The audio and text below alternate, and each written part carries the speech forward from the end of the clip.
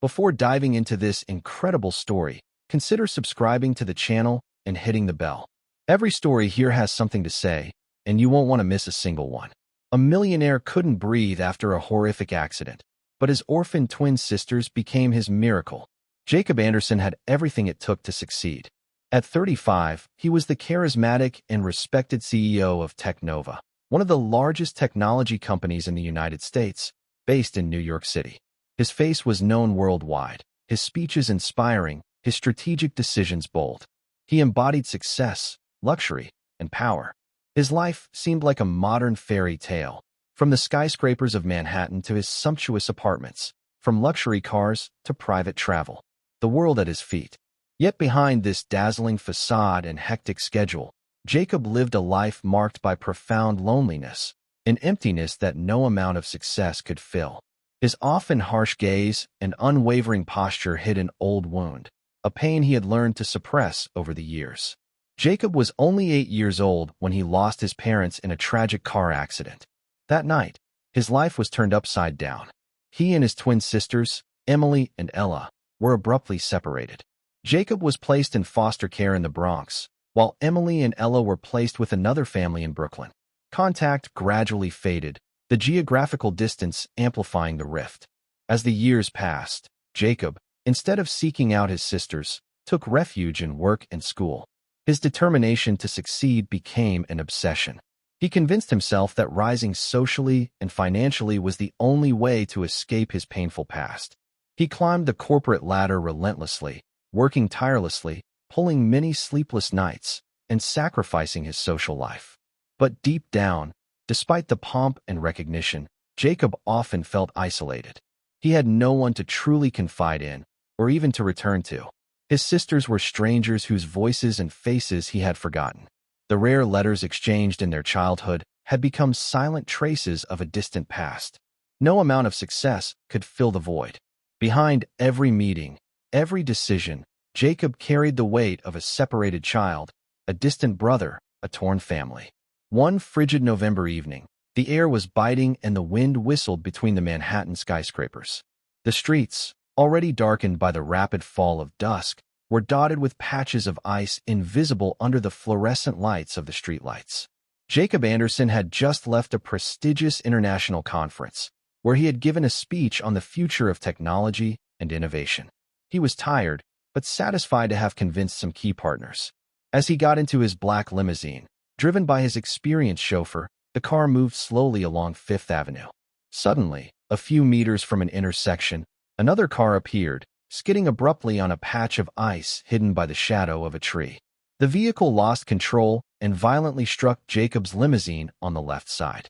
The impact was brutal. The limousine reared up, hit a lamppost, and came to a stop, shattered and twisted. That evening, Jacob was thrown forward with incredible force, his body hitting the windshield, which shattered on impact. A sharp pain ripped through his chest. He felt his breath catch, a dull oppression invading his lungs. The air was no longer circulating properly, each breath becoming a struggle. Help arrived quickly. He was pulled with difficulty from the wreckage, his pale face covered in blood and debris. Jacob was rushed to the nearest hospital, where he was treated by an elite medical team. Upon examination, doctors were concerned that he had severe lung damage, making it difficult for him to breathe normally. Machines hummed in the intensive care unit. Dr. Williams ordered immediate intubation. Jacob could no longer breathe on his own. His fragile body was now dependent on artificial, mechanical, cold breaths. The next few hours were a nightmare for everyone around him. Jacob fell into a deep coma, his mind trapped between dream and reality. His frail body struggled against the damage, teetering dangerously between life and death. His business family, accustomed to seeing him as invincible, to knowing he was unstoppable, found themselves powerless. The board members, colleagues, and partners were gathered together, anxious, unable to believe that this Iron Man could be so weakened. In that hospital room, with the machines regulating his heartbeat, Jacob had become a being suspended, isolated between the world of the living and that of uncertainty. And no one knew if his heart, strong as it had been in the past, could still fight. But what Jacob didn't know was that his twin sisters, Emily and Ella, now 28, had followed his career from afar, through newspapers, social media, and rare public appearances. Although they never reconnected, they always maintained an invisible connection with him, a secret hope that one day their paths would cross again. When the accident was announced, it was a terrible shock for them. They suddenly found themselves facing a reality they had long fled, their brother's fragility, that part of their past they had tried to forget. Without hesitation, as if driven by an inner force, they made the decision to return to New York, to the city where their childhood had been shattered. Arriving at the hospital, a cold, impersonal building bathed in harsh fluorescent lights, they headed to the intensive care unit. Their hearts were pounding, anxiety mingling with determination. There, they met Dr. Williams, a man in his 50s with a look that was both professional and compassionate. Dr. Williams explained to them, with firm gentleness, the gravity of the situation. Jacob was in a deep coma, dependent on a ventilator, his lungs severely damaged. The prognosis remained uncertain. Yet, despite the doctor's weighty words, Emily and Ella refused to let themselves be overcome by despair. They knew, deep down, that their brother needed more than medical treatment. He needed love, human connection, a breath of hope to rekindle that flickering flame. This was what guided their steps each day, faithfully bringing them back to Jacob's bedside. They took turns, never weakening, holding his fragile hand, as if to transmit their strength to him. They spoke to him softly, whispering childhood stories, evoking the laughter of yesteryear, the happy moments they had shared despite the separation. They sang to him, the lullabies their mother had taught them, those soft and soothing melodies that seemed to suspend time. Their voices, tender and full of emotion, pierced the cold silence of the hospital room, trying to reawaken the light that was slowly fading in Jacob's closed eyes. They believed in a miracle, that of family bonds, resilience, and hope. Day after day, their silent presence became an invisible force. They spoke not only for him, but also for themselves, learning to love each other again, to find each other again, to rebuild a shattered past.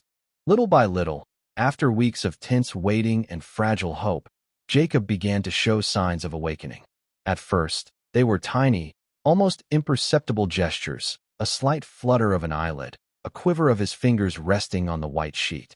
These small signs, at once fragile and powerful, were like stars in the night for Emily and Ella.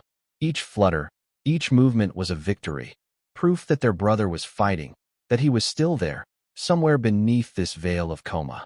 They clung to these moments with a new fervor.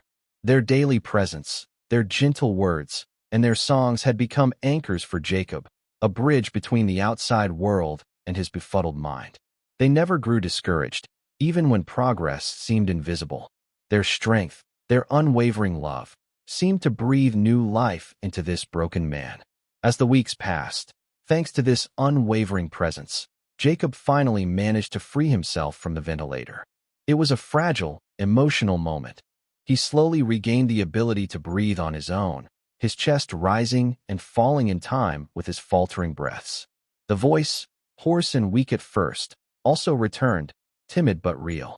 A whisper, inaudible at first, then a word, a name, Emily, that brought silent tears to her sister's cheeks. This rebirth was much more than a physical healing. It was the awakening of a man who was becoming aware of what truly mattered. Jacob understood then that money, power, and professional success were not enough to fill a broken heart, nor to heal the wounds left by absence and loneliness. True wealth, true strength, lay there, in the luminous and warm presence of his twin sisters. These two women, emerging from the shadows of his past, had become his living miracle.